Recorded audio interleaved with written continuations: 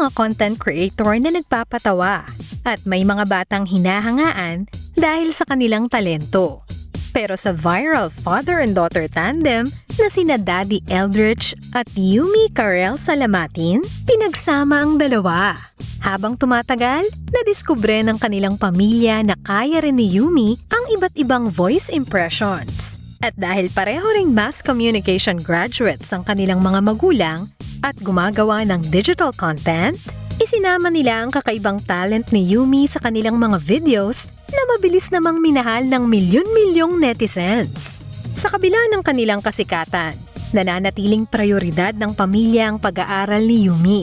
Wala man siyang formal voice training, ang patuloy na pag-e-explore ng kanyang boses at paggawa ng content kasama si Daddy ang nagsisilbing practice niya. Isang patunay na kapag sinamahan ng suporta ng pamilya, ang likas na talento, mas marami itong kayang marating.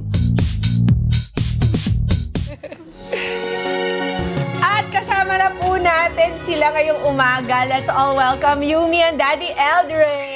Good morning! Good morning! Good morning! Good morning po. Yumi, mag-good morning ka nga in a weird voice. We caught it. in your Yumi way. Good morning, mga kada! Ang ganda ng boses niya, no? Kanina nga kinakwento ko sa kanya na nagbumisita dito talaga yung the woman behind that pal voice talaga. Oo, yung totoong voice actor niya nagbisita na dito sa kada umaga. Ladies and gentlemen, Ayan. fasten your seatbelts. The flight is about to take off. Kinilig siya. Paano to nag-start? Yung paggaya mo ng kung ano-anong boses, yung pag-discover mo ng boses mo. Campus journalism po, nung grade 5 po.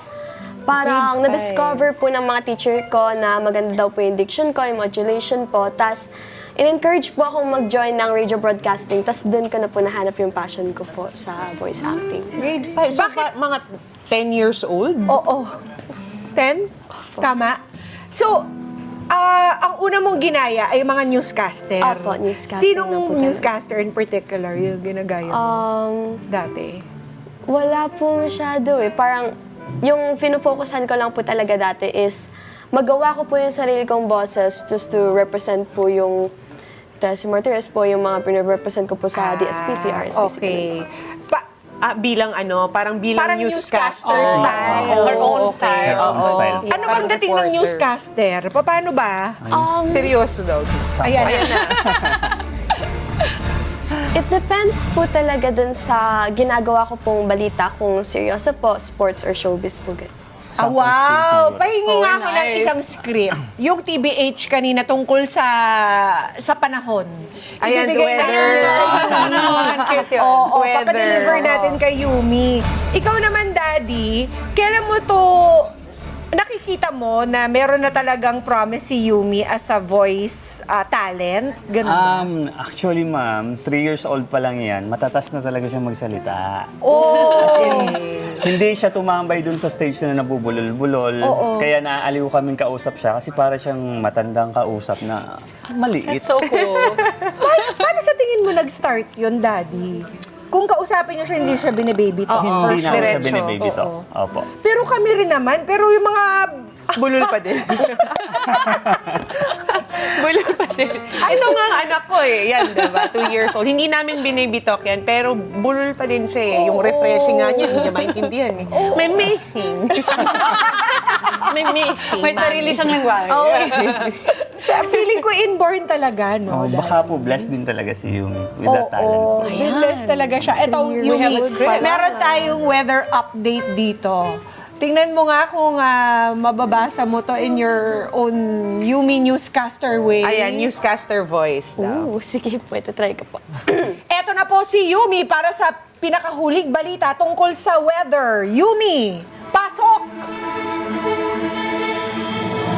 Isang low-pressure area sa silangan ng bansa ang mahigpit na minomonitor ng mga pag-asa matapos itong magkaroon ng mataas na tsansang magkabagyo. As of 5 a.m., malapit nang pumasok sa Philippine Area of Responsibility o PAR ang low-pressure area. I love it!